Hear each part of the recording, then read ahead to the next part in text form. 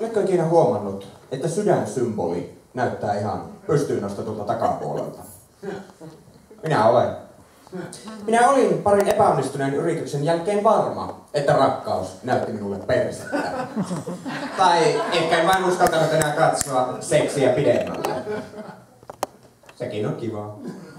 Yllättävä kehojen köysi heti herätessä. Sellainen, joka saa loppupäivän koko vartalon hirttäytymisen tuntumaan rennolta. Unohtamaan tavallisen tapani hengittää. Oh yeah.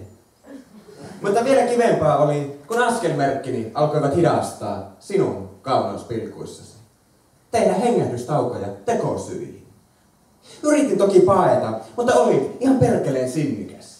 En olisi uskonut, että muutat perässäni toiseen kaupunkiin. Kun typerät pelkoni olivat jo kerran työntäneet sinut pois. Onneksi muutit. Sekä Jyväskylään että minua. Onneksi roikkuit kaulassani kuin punainen viitta. Mitä kovempaa ja pahemmin tuulin, sitä paremmalta sinä näytät. Ja kanssasi minäkin aloin näyttää.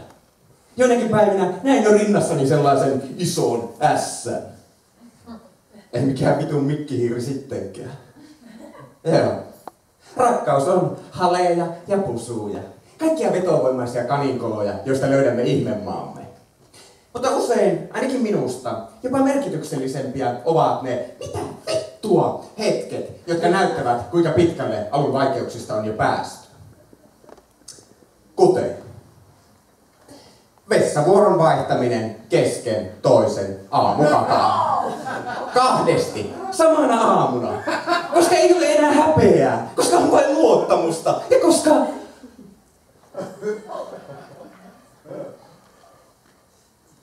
On se vähän omituista. Tai ainakin jotain, mitä ei pitäisi tulla Ranskaan asti kertomaan julkisesti. Shit. Moro, mepä pakkaa autoa. Me lähdetään nyt. Meksikoon, missä meitä ei vielä tunneta. Missä minä alan viljellä lampaita ja sinä tehtailet ja myyt epämuodostuneita lapasia. Niitä venyneitä groteskeja, tänään teet silloin yksi joulukissi. Anteeksi. Joskus aiheutan vitsiä, kun tunteeni menevät ruseetille.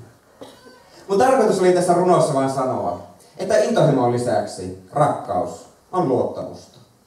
Turvaa. Kiristysside haavalle, joksi olin kasvanut. Jonka sorkkimiseen olin jo tyytynyt.